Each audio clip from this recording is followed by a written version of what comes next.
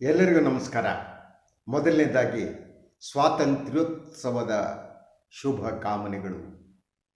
ದೇಶ 76 ವರ್ಷಗಳನ್ನು ಪೂರೈಸಿದೆ ಸ್ವತಂತ್ರವಾಗಿ. ಈ ಬಗ್ಗೆ ಹಲವು ರೀತಿಯ ಅಭಿಪ್ರಾಯಗಳಿವೆ. ನಾವು ಸಾಧನೆ ಮಾಡುವಷ್ಟು ಮಾಡಿದ್ದೇವೆಯಾ ಇಲ್ವಾ, ಆ ಪ್ರಶ್ನೆಗಳ ಬಗ್ಗೆ ಚರ್ಚೆ ನಡೆಸೋದಕ್ಕೆ ಇದು ಸಮಯ ಅಲ್ಲ. ನಾನು ಬೇರೊಂದು ವಿಚಾರದ ಬಗ್ಗೆ ಮಾತನಾಡ್ತೇನೆ. ಮೊದಲನೇದಾಗಿ ನನ್ನ ಈ ಡಿಜಿಟಲ್ ವಾಹಿನಿಯನ್ನು ಲೈಕ್ ಮಾಡಿ, ಸಬ್ಸ್ಕ್ರೈಬ್ ಮಾಡಿ, ಬೆಲ್ ಐಕಾನ್ನ ಪ್ರೆಸ್ ಮಾಡೋದಕ್ಕೆ ಮರಿಬೇಡಿ. ಹಾಗೆಯೇ ಸಾಧ್ಯ ಆದರೆ ಸಹಾಯ ಮಾಡಿ. ಇವತ್ತು ಸ್ವಾತಂತ್ರ್ಯೋತ್ಸವದ ಸಂದರ್ಭದಲ್ಲಿ ಪ್ರಧಾನಿ ನರೇಂದ್ರ ಮೋದಿಯವರು ಕೆಂಪು ಕೋಟೆಯಿಂದ ದೇಶವನ್ನು ಉದ್ದೇಶಿಸಿ ಮಾತನಾಡಿದರು. ಇದೊಂದು ಸಂಭ್ರಮದ ಗಳಿಗೆ. ಹಾಗೆಯೇ ದೇಶದ ಪ್ರಧಾನಿ ಕೆಂಪು ಕೋಟೆಯಿಂದ ಮಾಡುವ ಭಾಷಣಕ್ಕೆ ಅತಿ ಹೆಚ್ಚಿನ ಮಹತ್ವ ಇದೆ. ದೇಶ ನಡೆದು ಬಂದ ದಾರಿ, ಸಾಗಬೇಕಾದ ದಾರಿ, ಗುರಿ ಯಾವುದು, ಮಾಡಿದ್ದೇನು, ಮಾಡಬೇಕಾದ್ದೇನು, ಹೀಗೆ ಹಲವು ವಿಚಾರಗಳು. ಪ್ರಧಾನಿ ಅತ್ಯುತ್ತಮ ಮಾತುಗಾರರು. ಅವರು ಮಾತಿನ ಮೂಲಕ ಮಂಟಪ ಕಟ್ಟಬಲ್ಲರು. ಮಾತಿನ ಮೂಲಕ ಜನ ಸಮುದಾಯವನ್ನು ಮೆಸ್ಮರೈಸ್ ಮಾಡಬಹುದು, ಮೋಡಿ ಮಾಡಬಲ್ಲರು, ಜನ ನಂಬುವಂತೆ ಮಾಡಬಲ್ಲರು, ಸತ್ಯದ ಎದೆಯ ಮೇಲೆ ಜಾಡಿಸಿ ಒದೆಯಬಲ್ಲರು, ಸುಳ್ಳನ್ನು ಸತ್ಯವನ್ನಾಗಿ ಮಾಡಬಲ್ಲರು. ಈ ಎಲ್ಲ ದೃಷ್ಟಿಯಿಂದ ಅವರ ಈ ಶಕ್ತಿ ಇದೆಯಲ್ಲ, ಆ ಶಕ್ತಿಯೇ ಅವರನ್ನು ಅಧಿಕಾರಕ್ಕೆ ಕೂಡಿಸಿದೆ. Okay, fine. ಇವತ್ತು ಅವರು ಮಾತನಾಡಿದ್ದೇನು, ಕೆಲವು ವಿಚಾರಗಳನ್ನು ಅವರು ಪ್ರಸ್ತಾಪ ಮಾಡಿದ್ದಾರೆ. ಅದು ಯಾವುವು, ಅದರ ಬಗ್ಗೆ ನಾನು ಇವತ್ತು ಮಾತನಾಡ್ತೀನಿ. ಒಂದು, ಭಾರತ ಅಭಿವೃದ್ಧಿ ಹೊಂದಿದ ರಾಷ್ಟ್ರವಾಗುವುದಕ್ಕೆ ಅವರೊಂದು ಡೆಡ್ಲೈನನ್ನು ಕೊಟ್ಟಿದ್ದಾರೆ. ಮೊದಲು ಕೊಟ್ಟಿದ್ದರು, ಇವತ್ತು ಕೊಟ್ಟರು. ಕೆಂಪು ಕೋಟೆಯ ಮೂಲಕ ಮಾತನಾಡ್ತಾ ಹೇಳಿದ್ರಿಂದ ಇದು ಹೆಚ್ಚಿನ ಮಹತ್ವವನ್ನು ಪಡೆದಿದೆ. ಅವರ ಪ್ರಕಾರ ಭಾರತ 2047ರಲ್ಲಿ ಅಭಿವೃದ್ಧಿ ಹೊಂದಿದ ರಾಷ್ಟ್ರ ಆಗುತ್ತೆ. ಮತ್ತು ಆ ಅಭಿವೃದ್ಧಿಯನ್ನು ಮಾಡಲು ಸಾಧ್ಯ ಇರುವುದು ಮೋದಿಯವರಿಗೆ ಮಾತ್ರ, ಅವರ BJPಗೆ ಮಾತ್ರ. ಅಂದರೆ ಈ ಮಾತನ್ನು ಹೇಳುವ ಮೂಲಕ ಪ್ರಧಾನಿಯವರು 2047ರವರೆಗಂತೂ ನಮ್ಮನ್ನು ಆಯ್ಕೆ ಮಾಡಿ ಅಂತ ಜನರನ್ನು ಕೇಳ್ಕೊಂಡಿದ್ದಾರೆ. This uh first thing. ಎರಡನೇದು, ಅವರು ಇನ್ನೊಂದು ಮಾತನ್ನು ಸ್ಪಷ್ಟಪಡಿಸಿದ್ದಾರೆ. ಕಳೆದ ಕೆಲವು ದಿನಗಳಿಂದ ನೀವು ಗಮನಿಸಿರ್ಬೋದು, ಅವರು ಹೇಳ್ತಾನೆ ಇದ್ದಾರೆ. ಅದು ಯಾವುದು ಅಂದರೆ, ಮುಂದಿನ 5 ವರ್ಷಕ್ಕೆ ನಾನೇ ಪ್ರಧಾನಿ ಅನ್ನೋದು. ಅದನ್ನು ಹೇಳಬೇಕಾದ ಅಗತ್ಯ ಇತ್ತ ಅಂತ. BJP ಅಧಿಕಾರಕ್ಕೆ ಬಂದರೆ ಮೋದಿಯವರೇ ಪ್ರಧಾನಿ ಅನ್ನೋದರಲ್ಲಿ ಯಾವುದೇ ಅನುಮಾನ ಇಲ್ಲ. ಅವರನ್ನು ಯಾರೂ ಸೈಡ್ಲೈನ್ ಮಾಡೋದಕ್ಕೂ ಸಾಧ್ಯ ಇಲ್ಲ. ಯಾಕೆಂದರೆ ನರೇಂದ್ರ ಮೋದಿಯವರು BJP ಪಕ್ಷಕ್ಕಿಂತ ದೊಡ್ಡವರಾಗಿ ಬೆಳೆದಿದ್ದಾರೆ, ಸಂಘ ಪರಿವಾರಕ್ಕಿಂತ ದೊಡ್ಡದಾಗಿ ಬೆಳೆದಿದ್ದಾರೆ. ಮೊದಲು ಪಕ್ಷ ದೊಡ್ಡದು ಅಂತ ಇದ್ರು, ಈಗ ಮೋದಿ ದೊಡ್ಡವರು ಅನ್ನುವುದನ್ನು ಪ್ರತಿಬಿಂಬಿತ ಆಗಿದೆ. ಅದು BJPನೇ ಮಾಡಿದೆ. BJP ಗೌಣವಾಗ್ತಾ ಇದೆ, ಮೋದಿ ದೊಡ್ಡವರಾಗ್ತಾ ಇದೆ. ಹಾಗಿದ್ದರೂ ಪ್ರಧಾನಿಯವರು ನಾನೇ ಮುಂದಿನ 5 ವರ್ಷ ಪ್ರಧಾನಿ ಅಂತ ಹೇಳುವುದಕ್ಕೆ ಕಾರಣಗಳು. ಯಾಕೆಂದರೆ ಒಂದು ಸಲ ಹೇಳಿದರೆ ಓಕೆ ಅನ್ಬೋದು. ಕಳೆದ 15 ದಿನಗಳಿಂದ ಇದು 4ನೇ ಬಾರಿನೋ 5ನೇ ಬಾರಿನೋ ನರೇಂದ್ರ ಮೋದಿಯವರು ಈ ಮಾತನ್ನು ಹೇಳ್ತಾ ಇದ್ದಾರೆ. ಅಂದರೆ ಪಕ್ಷದ ಒಳಗಡೆ ಅವರ ನಾಯಕತ್ವಕ್ಕೆ ಚಾಲೆಂಜ್ ಇದೆಯಾ? ಸಂಘ ಪರಿವಾರಕ್ಕೆ ನರೇಂದ್ರ ಮೋದಿಯವರ ಮೇಲೆ ಬೇಸರ ಇದೆಯಾ? ಆದ್ದರಿಂದ ಅವರೇ ಈ ಒಂದು ಸಂದೇಶವನ್ನು, yes I will be the prime minister, be careful ಅನ್ನುವ ಮೆಸೇಜನ್ನು ಕೊಡ್ತಾ ಇದ್ದಾರಾ ಅನ್ನೋದು ಮೊದಲನೇ ಪ್ರಶ್ನೆ. Second question, it is also most important. ಮೋದಿಯವರು BJPಯ ಪಾಪ್ಯುಲಾರಿಟಿ ಗ್ರಾಫ್ ಇಳಿತಾ ಇದೆ ಅನ್ನೋದು ಅವರಿಗೆ ಗೊತ್ತು. ಮೋದಿಯವರ ಪಾಪ್ಯುಲಾರಿಟಿ ಗ್ರಾಫ್ ಕೂಡ ಇಳಿತಾ ಇದೆ. ಈ ಸಂದರ್ಭದಲ್ಲಿ ಈಗಲಿಂದನೇ ನನ್ನನ್ನು ಅಖಾಡಕ್ಕೆ ಇಳಿಸುವಂಥದ್ದು, ನಾನೇ ಅಖಾಡಕ್ಕೆ ಇಳಿಯುವಂಥದ್ದು, ಮುಂದಿನ 5 ವರ್ಷ ನಾನೇ ಪ್ರಧಾನಿ ಆಗ್ತೀನಿ, ದಯವಿಟ್ಟು ನನಗೆ ಮತ ಹಾಕಿ ಅಂಥೇಳಿ ಜನರ ಮತವನ್ನು ಪಡೆಯುವ ಒಂದು ಷಡ್ಯಂತರದ ಭಾಗ ಇದು ಇರಬಹುದಾ? ಇದರಲ್ಲಿ ಯಾವುದು ಬೇಕಾದರೂ ಇರೋ ಸಾಧ್ಯತೆ ಇದೆ ಅಂತ ಹೇಳೋದಕ್ಕಾಗಲ್ಲ. ಬಟ್ ದೆರ್ ಇಸ್ ಒಳಗಡೆ ಇರಬಹುದಾದ ಒಂದು ಆತಂಕ ಮತ್ತು ರಾಜಕೀಯ ಚಾಣಾಕ್ಷತನ ಎರಡೂ ಇರಬೇಕು ಅನ್ನೋದು. ಇದು ಯಾವುದು ಬೇಕಾದರೂ ಆಗ್ಬೋದು. ಸೊ ಇದು ಬಿಟ್ಟರೆ ಮೋದಿಯವರು 3 ಪ್ರಮುಖ ವಿಚಾರಗಳನ್ನು ಇವತ್ತು ಜನರ ಮುಂದೆ ಇಟ್ಟರು. ಅದು ಒಂದು ರೀತಿಯಲ್ಲಿ ಅವರ ಪಕ್ಷದ ಎಜೆಂಡಾ ಕೂಡ ಆಗಿರಬಹುದು, ಮುಂಬರುವ ಲೋಕಸಭಾ ಚುನಾವಣೆಯ ಪ್ರಣಾಳಿಕೆಯ ಭಾಗ ಕೂಡ ಆಗಿರಬಹುದು. ಯಾವುದು ಅದು? ಅವರು 3 ವಿಚಾರಗಳನ್ನು ಪ್ರಸ್ತಾಪಿಸಿದ್ದಾರೆ. ಒಂದು, ಭ್ರಷ್ಟಾಚಾರ. ನಾನು ಭ್ರಷ್ಟಾಚಾರವನ್ನು ಸಹಿಸುವುದಿಲ್ಲ, ಅದು ದೇಶವನ್ನು ನಾಶಪಡಿಸುತ್ತೆ. ಈ ಮಾತನ್ನು 2014ರಿಂದಲೇ ನರೇಂದ್ರ ಮೋದಿಯವರು ಹೇಳ್ತಾ ಇದ್ದಾರೆ ಅನ್ನೋದನ್ನು ನೆನಪು ಮಾಡಿಕೊಂಡು ನಾವು ಮುಂದೆ ಮಾತನಾಡಬಹುದು. ಸೆಕೆಂಡ್, ಅವರು ಹೇಳಿದ್ದು ಪರಿವಾರವಾದ ದೇಶಕ್ಕೆ ಹಾನಿ ಅಂತ. ಈಸ್ ಟಾರ್ಗೆಟಿಂಗ್ ಇಂಡಿಯಾ, ಅನುಮಾನ ಬೇಕಾಗಿಲ್ಲ. ಆದ್ದರಿಂದ ಅವರು ಇಡೀ ಇವತ್ತಿನ ಕೆಂಪುಕೋಟೆಯ ಭಾಷಣದಲ್ಲಿ ಜನರೇ ನನ್ನ ಪರಿವಾರ ಅಂತ ಸುಮಾರು 50ಕ್ಕೂ ಹೆಚ್ಚು ಬಾರಿ ಹೇಳಿದರು.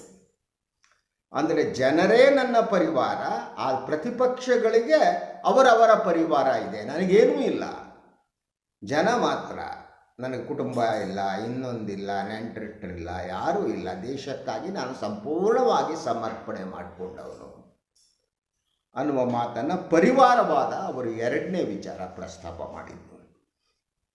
ಇನ್ನೊಂದು ತುಷ್ಟೀಕರಣ. ಅದು BJP ಮೊದಲಿಂದ ತುಷ್ಟೀಕರಣದ ರಾಜಕಾರಣ ಅಂತಂದರೆ ದೇ ಆರ್ ಟಾರ್ಗೆಟಿಂಗ್ ಯಾರು ಮೈನಾರಿಟೀಸ್ ಮತ್ತು ಬಹುಸಂಖ್ಯಾತರ ಓಟನ್ನು ಸೇರಿಸೋದು. ಈ ದೇಶದ ಎಲ್ಲ ದುಡ್ಡನ್ನು ತಗೊಂಡು ಹೋಗ್ಬಿಟ್ಟು ಅಲ್ಪಸಂಖ್ಯಾತರಿಗೆ ಕೊಟ್ಬಿಟ್ಟಿದ್ದಾರೆ ಅಂತ ಹೇಳ್ಬಿಟ್ಟು ಪ್ರತಿಬಿಂಬಿಸುವಂಥದ್ದು. ಅದು ಅಂಕಿಅಂಶಗಳು ಇವೆ, ನೋಡಿದ್ರೆ ಗೊತ್ತಾಗುತ್ತೆ. ಅಲ್ಪಸಂಖ್ಯಾತರ ಅಭಿವೃದ್ಧಿಗೆ ಎಷ್ಟು ಹಣವನ್ನು ಸರ್ಕಾರಗಳು ಖರ್ಚು ಮಾಡಿವೆ. ಇದು ತುಷ್ಟೀಕರಣ ಹೌದಾ ಅಲ್ವೋ, ಅಥವಾ ಅದು ಅವರ ಸಮಾನ ಹಕ್ಕು. ನಾಗರಿಕರು ದೇಶದಲ್ಲಿ ಅಲ್ಪಸಂಖ್ಯಾತರು ಕೂಡ ಅವರ ಹಕ್ಕು, ಅವರ ಹಕ್ಕನ್ನು ಅವರಿಗೆ ಕೊಡಬೇಕಾದ್ದು ಕರ್ತವ್ಯ. ಸೊ ಆದರೆ ಇದನ್ನು ರಾಜಕೀಯವಾಗಿ ಬಳಸ್ಕೊಂಡಿದ್ದು. ಈಗ ನಾನು ಮೂಲ ಪ್ರಶ್ನೆಗೆ ಬರ್ತೀನಿ. 3 ವಿಚಾರದ ಬಗ್ಗೆ ಈ ಒಂದೇ ಒಂದು ವಿಶ್ಲೇಷಣೆ ನಾನು ಎಲ್ಲವನ್ನು ಹೇಳೋಕ್ಕಾಗಲ್ಲ. ಒಂದು ವಿಚಾರವನ್ನು ನಾನು ಇಟ್ಕೊಂಡು ಮಾತಾಡ್ತೀನಿ ಇವತ್ತು. ಅದು ಭ್ರಷ್ಟಾಚಾರಕ್ಕೆ ಸಂಬಂಧಪಟ್ಟಿದ್ದು. ಭ್ರಷ್ಟಾಚಾರ ಅವರು ಮೊದಲ ವಿಚಾರವಾಗಿ ಪ್ರಸ್ತಾಪ ಮಾಡಿದ್ರು ಪ್ರಧಾನಿಯವರು. ಅಂದರೆ ನಿಜವಾಗಿ ಈ ಸರ್ಕಾರ ಭ್ರಷ್ಟಾಚಾರ ವಿರೋಧಿ ಆಗಿದೆಯೇ, ಈ ಪ್ರಶ್ನೆ ಬಗ್ಗೆ ಮಾತನಾಡೋಣ. ಇದನ್ನು ಮಾತಾಡ್ತಾ ಹೋದರೆ ನನಗೆ ಗೊತ್ತು, ಮೋದಿ ಅಭಿಮಾನಿಗಳು BJPಯವರು ಮೋದಿ ಅವರ ಅವಧಿಯಲ್ಲಿ ಭ್ರಷ್ಟಾಚಾರ ನಿರ್ಮೂಲನೆ ಆಗಿಬಿಟ್ಟಿದೆ, ಭ್ರಷ್ಟಾಚಾರವೇ ಇಲ್ಲ ಅನ್ನುವ ಮಾತನ್ನು ಆಡ್ತಾರೆ. ಆದರೆ ಅಂಕಿಅಂಶಗಳು ಏನು ಹೇಳ್ತವೆ? ಅಂಕಿಅಂಶಗಳು ಇದಕ್ಕೆ ವ್ಯತಿರಿಕ್ತವಾದ ವಾಸ್ತವವನ್ನು ನಮ್ಮ ಮುಂದೆ ತೆರೆದಿರುತ್ತವೆ. The second point I want to discuss, 9 ವರ್ಷಗಳಲ್ಲಿ ಭ್ರಷ್ಟಾಚಾರ ನಿಯಂತ್ರಣಕ್ಕೆ ಈ ಸರ್ಕಾರ ಏನು ಕ್ರಮ ಕೈಗೊಂಡಿದೆ? ಕಾಂಗ್ರೆಸ್ಸು ಮತ್ತು ಪ್ರತಿಪಕ್ಷದ ಕೆಲವು ನಾಯಕರುಗಳನ್ನು ಎತ್ತಿ ಒಳಗಾಕಿ EDಯನ್ನು ಇನ್ಕಮ್ ಟ್ಯಾಕ್ಸ್ ಇಟ್ಕೊಂಡು ಬಿಟ್ಟರೆ ಯಾವುದಾದರೂ ಒಂದು ಭ್ರಷ್ಟಾಚಾರದ ಪ್ರಕರಣವನ್ನು ತಾರ್ಕಿಕ ಅಂತ್ಯಕ್ಕೆ ಕೊಂಡೊಯ್ಯಲಾಗಿದೆಯಾ? ನೀವು ನಿಜವಾಗಿ ಭ್ರಷ್ಟಾಚಾರದ ವಿರೋಧಿಗಳಾಗಿದ್ದೀರಾ ಅಥವಾ ಭ್ರಷ್ಟಾಚಾರವನ್ನು ಒಂದು ವೆಪನ್ನಾಗಿ, ಆಯುಧವನ್ನಾಗಿ ಬಳಸುತ್ತಿದ್ದೀರಾ? ದಿಸ್ ದ ಕ್ವೆಶ್ಚನ್ ಅಲ್ಲ. ಆದರೆ ನನಗೆ ಗಮನಿಸಿದಾಗ ಯಾವುದೋ ಒಂದು ಭ್ರಷ್ಟಾಚಾರ ಪ್ರಕರಣ ತಾರ್ಕಿಕ ಅಂತ್ಯಕ್ಕೆ ಹೋಗಿದೆ ಅಂತ ಅನಿಸಲ್ಲ. ಅದರ ಜೊತೆಗೆ ಈ ಸರ್ಕಾರದ ಮೇಲೆ ಬಂದ ಭ್ರಷ್ಟಾಚಾರ ಜಾಸ್ತಿ ಬಂದೇ ಇಲ್ಲ. ಯಾಕಂದರೆ ನಿಮಗೆ ಯಾವುದೇ ದಾಖಲೆಗಳು ಇನ್ನೊಂದು ಈಗ ಸಿಗಲ್ಲ. ಈ ಸರ್ಕಾರ ಹೋದ ಮೇಲೆ ಭ್ರಷ್ಟಾಚಾರದ ಯಾವುದು ಅಂತ ಹೊರಗಡೆ ಬರುತ್ತೆ, ಆವಾಗ ಚರ್ಚೆ ಮಾಡ್ತೀವಿ. 2-3 ಅದಾನಿ ಕಥೆ ಏನಾಯಿತು, ರಫಾಲ್ ಹಗರಣ ಏನಾಯಿತು, ಇನ್ನೋ ಪ್ರಶ್ನೆಗಳನ್ನು ಕೇಳ್ಬೋದು. ಹಾಗೆ ಈ ದೇಶದಲ್ಲಿ ಯಾರ್ಯಾರು ಪ್ರತಿಪಕ್ಷದಲ್ಲಿ ಭ್ರಷ್ಟಾಚಾರಿಗಳಿದ್ದಾರೋ ಅವರು ನೇರವಾಗಿ ಬಂದು BJP ಸೇರ್ಕೊಂಡಿದ್ದಾರೆ. ಲೇಟೆಸ್ಟ್ ಅಜಿತ್ ಪವಾರಿಂದ ಹಿಡಿದು ಹೇಳ್ಬೋದು ನಾವು. ಹಾಗೆಯೇ ಅಸ್ಸಾಂ ಮುಖ್ಯಮಂತ್ರಿ ಬಿಸ್ವಾಸ್ ಶರ್ಮಾ, ಇಂಥ ಹಲವು ಪಟ್ಟಿ ಇದೆ. ಭ್ರಷ್ಟಾಚಾರಿಗಳೆಲ್ಲ ಬಂದು BJP ಸೇರ್ಕೊಂಡಿದ್ದಾರೆ. ಸೊ ನಾನು ಅಂಕಿಅಂಶಗಳನ್ನು, ಭ್ರಷ್ಟಾಚಾರದ ಬಗ್ಗೆ ಇರುವ ಅಂಕಿಅಂಶಗಳನ್ನು, ಸಮೀಕ್ಷೆಗಳನ್ನು ಇಟ್ಕೊಂಡು ತಮ್ಮ ಎದುರು ಮಾತಾಡ್ತಿದ್ದೀರ. ನಿಜವಾಗಿ ಈ ಸರ್ಕಾರ ಭ್ರಷ್ಟಾಚಾರದ ವಿರುದ್ಧ ಆಗಿದೆಯಾ? ಆದರೆ ಭ್ರಷ್ಟಾಚಾರ ಇವರಿಗೆ ಕೇವಲ ಪ್ರತಿಪಕ್ಷಗಳನ್ನು ಹೆಣೆಯುವುದಕ್ಕೆ ತಾವು ಮಹಾನ್ ಪ್ರಾಮಾಣಿಕರು ಎಂದು ತೋರಿಸಿಕೊಳ್ಳುವ ಒಂದು ಅಸ್ತ್ರ ಇದೆಯಾ ನೋಡಿ. ಕಳೆದ 10 ವರ್ಷಗಳ ಅವಧಿಯಲ್ಲಿ ಇತ್ಯರ್ಥವಾಗದೆ ಉಳಿದಿರುವ ಸುಮಾರು 2,000 ಭ್ರಷ್ಟಾಚಾರದ ಪ್ರಕರಣಗಳು ದೇಶದಲ್ಲಿವೆ. ಎಕ್ಸಾಕ್ಟ್ಲಿ ಹೇಳಬೇಕು ಅಂದರೆ 1957 ಭ್ರಷ್ಟಾಚಾರದ ಪ್ರಕರಣಗಳೇನಿವೆ 10 ವರ್ಷಗಳಿಂದ ಇತ್ಯರ್ಥನೇ ಆಗಿಲ್ಲ. ಅದು ಇದಕ್ಕೆ ಯಾರು ಜವಾಬ್ದಾರರು? ಕಳೆದ 10 ವರ್ಷಗಳಲ್ಲಿ ಅಧಿಕಾರದಲ್ಲಿ ಇದ್ದವರು ಯಾರು? ನಿಜವಾದ ಭ್ರಷ್ಟಾಚಾರ ವಿರೋಧಿಗಳಾಗಿದ್ದರೆ ತ್ವರಿತಗತಿಯಿಂದ ಈ ಪ್ರಕರಣಗಳ ಇತ್ಯರ್ಥ ಆಗ್ತಿತ್ತಲ್ವ? ಅಥವಾ ಈ ಪ್ರಕರಣಗಳನ್ನು ಹೆದರಿಸುವುದಕ್ಕೆ, ಬೆದರಿಸುವುದಕ್ಕೆ, ರಾಜಕೀಯ ಲಾಭಕ್ಕಾಗಿ ಬಳಸಿಕೊಳ್ಳಲಾಗಿದೆಯಾ ಅನ್ನುವ ಪ್ರಶ್ನೆ. ಇನ್ನೊಂದು ಅಂತಾರಾಷ್ಟ್ರೀಯ ವರದಿ, ಸಮೀಕ್ಷಾ ವರದಿ ಒಂದು ನನ್ನ ಬಳಿಗಿದೆ. ಈ ವರದಿಯ ಪ್ರಕಾರ ಏಷ್ಯಾದಲ್ಲಿ ಅತಿ ಹೆಚ್ಚು ಲಂಚವನ್ನು ಪಡೆಯುವ ದೇಶ ಭಾರತ ಅಂತ. ಅಂದರೆ ಇಲ್ಲಿ ಲಂಚದ ಪ್ರಮಾಣ ಭಾರತದ್ದೇನಿದೆ ಅದು ಪ್ರತಿಶತ 39 ಅಂತ ಈ ಅಂತಾರಾಷ್ಟ್ರೀಯ ವರದಿ ಹೇಳುತ್ತೆ. ಏಷ್ಯಾದಲ್ಲಿ ಅತಿ ಹೆಚ್ಚು ಲಂಚ ಪಡೆಯುವ ದೇಶ ಅಂದರೆ ಭಾರತ. ಆ ಭಾರತದಲ್ಲಿ ಪ್ರತಿಶತ 39ರಷ್ಟು ಲಂಚವನ್ನು ಪಡೆಯಲಾಗತ್ತೆ ಅನ್ನುವ ಮಾತನ್ನು ಈ ವರದಿ ಹೇಳುತ್ತೆ. 10 ವರ್ಷದಿಂದ ಆಡಳಿತದಲ್ಲಿದ್ದವರು ಯಾರು? ಈಗಲೂ ಕಾಂಗ್ರೆಸ್ಸನ್ನು ದೂಷಿಸ್ತಾ ಕೂತ್ಕೋಬಹುದಾ? ಅಥವಾ ಭ್ರಷ್ಟಾಚಾರದ ನಾನು ವಿರೋಧಿ ಅಂದರೆ ನಾಟಕ ಆಗಲ್ವ ಅದು? ಅಂಕಿಅಂಶಗಳು ವ್ಯತಿರಿಕ್ತವಾಗಿ ಹೇಳ್ತಾವಲ್ಲ. ಇನ್ನು ಭ್ರಷ್ಟಾಚಾರದಲ್ಲಿ ಯಾವ್ಯಾವ ರಾಜ್ಯಗಳ ವಿಚಾರಕ್ಕೆ ನಾವು ಬರೋಣ. ಸಮೀಕ್ಷೆ ಪ್ರಕಾರ ಭ್ರಷ್ಟಾಚಾರದಲ್ಲಿ ಲಂಚ ಪಡೆಯುವುದರಲ್ಲಿ ಮೊದಲ ಸ್ಥಾನದಲ್ಲಿ ರಾಜಸ್ಥಾನ ಇದೆ. ಎಸ್, ಕಾಂಗ್ರೆಸ್ ಇದೆ, ಅಲ್ಲಿದೆ, ಅನುಮಾನ ಬೇಕಾಗಿಲ್ಲ. 2ನೇ ಸ್ಥಾನದಲ್ಲಿ ನಿತೀಶ್ ಕುಮಾರ್ ಅವರ ಬಿಹಾರ್ ಇದೆ. ಬಟ್ ನಿತೀಶ್ ಜೊತೆಗೆ ಇವರೇ ಸರ್ಕಾರ ಮಾಡಿದವರು, ಇತ್ತೀಚೆಗೆ ಅವರು ಹೊರಗಡೆ ಬಂದಿದ್ದು. ಅದರಿಂದ ಆ ಜವಾಬ್ದಾರಿ BJPಗೂ ಹೋಗಬೇಕು. 3ನೇ ಸ್ಥಾನದಲ್ಲಿ ಲಂಚ ಪಡೆಯಲಿರುವ ರಾಜ್ಯ ಯಾವುದು ಸ್ವಾಮಿ? ಯಾವುದು ಗೊತ್ತಾ? ಉತ್ತರ ಪ್ರದೇಶ. ನೀವು ಬುಲ್ಡೋಜರ್ಗಳ ಮೂಲಕ ನೀವು ಮನೆಗಳನ್ನು ಕೆಡವಬಹುದು, ಮನಸ್ಸುಗಳನ್ನು ಒಡೆಯಬಹುದು. ಆದರೆ ನೀವು ಮಾಡಿರುವ ಭ್ರಷ್ಟಾಚಾರ, ಮಾಡುತ್ತಿರುವ ಭ್ರಷ್ಟಾಚಾರವನ್ನು ಮುಚ್ಚಾಕಕ್ಕಾಗಲ್ವ? ಸೊ ಹೀಗೆ 3ನೇ ಸ್ಥಾನದಲ್ಲಿ ಉತ್ತರ ಪ್ರದೇಶ ಇದೆ, 4ನೇ ಸ್ಥಾನದಲ್ಲಿ ಜಾರ್ಖಂಡ್ ಇದೆ, 5ನೇ ಸ್ಥಾನದಲ್ಲಿ ತೆಲಂಗಾಣ ಇದೆ, 6ನೇ ಸ್ಥಾನದಲ್ಲಿ ನಮ್ಮ ಕರ್ನಾಟಕ ಇದೆ ಭ್ರಷ್ಟಾಚಾರದಲ್ಲಿ. ಸೊ ಈ ವರದಿಯನ್ನು ಗಮನಿಸಿದರೆ ಭ್ರಷ್ಟಾಚಾರ ಅನ್ನುವುದು, ಲಂಚ ಪಡೆಯುವುದು ಈ ನೆಲದ ಅಲ್ಲಿ ಭಾಗ ಆಗಿದೆ, ಒಂದು ಸಾಮಾನ್ಯವಾದ್ದು ಅನ್ನುವಾಗಿ ನಡೀತಾ ಇದೆ. 10 ವರ್ಷದ ಆಡಳಿತ ನಡೆಸುವವರು ಯಾವ ಮುಖವನ್ನು ಇಟ್ಟುಕೊಂಡು ನಾವು ಭ್ರಷ್ಟಾಚಾರ ವಿರೋಧಿ ಅನ್ನುವ ಮಾತನ್ನು ಆಡ್ತೀರಿ? ಯಾವ ಮುಖ ಅದು? ನೀವು ಹೃದಯದಿಂದ ಮಾತನಾಡ್ತೀರಾ, ಮನಸ್ಸಿನಿಂದ ಮಾತಾಡ್ತೀರಾ ಸ್ವಾಮಿ? ಇನ್ನು ಪರಿವಾರವಾದಕ್ಕೆ ಬಂದರೆ, ಪರಿವಾರವಾದ ಹಲವಾರು ಪರಿವಾರಗಳು BJPಯಲ್ಲಿವೆ, ಆಳ್ತಾ ಇವೆ ಅಲ್ವಾ? ಜ್ಯೋತಿರಾದಿತ್ಯ ಸಿಂಧಿಯಾ ಇತ್ತೀಚೆಗೆ ಅವನು ತಗೊಂಡಿದ್ದೀರಿ. ಈ ಯಾವ್ಯಾವ ರಾಜಮನೆತನಗಳು, ರಾಜರುಗಳು ನಿಮ್ಮ ಜೊತೆ ಇದ್ದಾರೆ ಗೊತ್ತಿದೆ. ಯಾರನ್ನು ರಾಜರನ್ನಾಗಿ ಪರಿವಾರವಾದವನ್ನು ಬೆಳೆಸಿದಿರಿ ಅಂತ ಗೊತ್ತಿದೆ.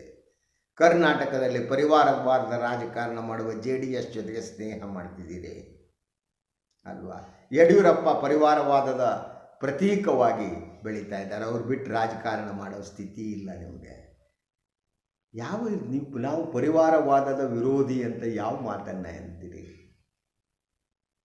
ಜನರ ಕಿವಿ ಮೇಲೆ ಲಾಲ್ಬಾಗು, ಕಬ್ಬನ್ ಪಾರ್ಕು ಇಡೋದು ಅಂದರೆ ಇದೇನಾ ಇದು? ಸೊ ನೆಕ್ಸ್ಟು ತುಷ್ಟೀಕರಣದ ಬಗ್ಗೆ ಮಾತನಾಡ್ತೀರಾ. ಅಂಕಿಅಂಶಗಳನ್ನು ಹೊರಗಿಡಬೇಕು. ತುಷ್ಟೀಕರಣ ಅಂದರೆ ಏನು, ಯಾವುದು, ಎಲ್ಲಿ ತುಷ್ಟೀಕರಣ ಮಾಡಲಾಗಿದೆ, ಏನು ಎಲ್ಲ ಬಹುಸಂಖ್ಯಾತರ ಯೋಜನೆಗಳನ್ನ ಎಲ್ಲ ತಗೊಂಡೋಗ್ಬಿಟ್ಟು ಅಲ್ಪಸಂಖ್ಯಾತರಿಗೆ ಕೊಟ್ಟಿದ್ದಾರೆ. ಸತ್ಯ ಅನ್ನೋದು ಇರುತ್ತಲ್ಲ, ಅದನ್ನು ಬಹಳ ಕಾಲ ಮುಚ್ಚಿಡೋದಕ್ಕಾಗಲ್ಲ. ಸತ್ಯ ಅನ್ನುವುದು ಉರಿಯ ಕೆಂಡದ ಹಾಗೆ. ಸತ್ಯದ ಮೇಲೆ ನೀನು ಟವಲ್ ಹಾಕಕ್ಕೆ ಹೋದರೆ ಟವಲೇ ಹೊತ್ತು ಉರಿದು ಹೋಗ್ಬಿಡುತ್ತೆ. ಸತ್ಯ ಹೊರಗೆ ಬಂದೇ ಬರುತ್ತೆ. ಈಗ ಸತ್ಯ ಹೊರಕ್ಕೆ ಬರುವುದಕ್ಕೆ ಪ್ರಾರಂಭ ಆಗಿದೆ. ಮುಂದಿನ 8 ತಿಂಗಳ ಅವಧಿಯಲ್ಲಿ ಇನ್ನಷ್ಟು ಸತ್ಯಗಳು ಹೊರಗೆ ಬರಬಹುದು. ಮುಖವಾಡಗಳು ಕಳಚುತ್ತವೆ, ನಿಜವಾದ ಮುಖಗಳು ಕಾಣುತ್ತವೆ. ನಿಜವಾದ ಮುಖಗಳು ಕುರೂಪ, ಅದು ಮಿಂಚುತ್ತೆ, ಕುರೂಪವೇ ಕಾಣ್ತಾ ಹೋಗುತ್ತೆ. ನನಗೆ ಯಾವುದೇ ಅನುಮಾನ ಇಲ್ಲ. ಇದಾಗಿತ್ತು ಇವತ್ತಿನ ಸುದ್ದಿ ವಿಶ್ಲೇಷಣೆ. ಇನ್ನೊಂದು ವಿಚಾರದೊಂದಿಗೆ ಮತ್ತೆ ಬರ್ತೇನೆ, ತಮ್ಮ ಜೊತೆ ಮಾತನಾಡ್ತೀನಿ. ಎಲ್ಲರಿಗೂ ಒಳ್ಳೆಯದಾಗಲಿ. ನನ್ನ ಈ ವಾಹಿನಿಯನ್ನು ಲೈಕ್ ಮಾಡಿ, ಸಬ್ಸ್ಕ್ರೈಬ್ ಮಾಡಿ, ಬೆಲ್ ಐಕಾನ್ನ ಪ್ರೆಸ್ ಮಾಡೋದಕ್ಕೆ ಮರಿಬೇಡಿ. ಹಾಗೆಯೇ ತಮ್ಮ ಸಹಾಯ ಹಸ್ತ ನನ್ನ ಮೇಲೆ ಇರಲಿ. ತಮ್ಮ ಪ್ರೀತಿ ಇರಲಿ. ಅದೇ ನನಗೆ ಬಹಳ ಮುಖ್ಯ. ನಮಸ್ಕಾರ.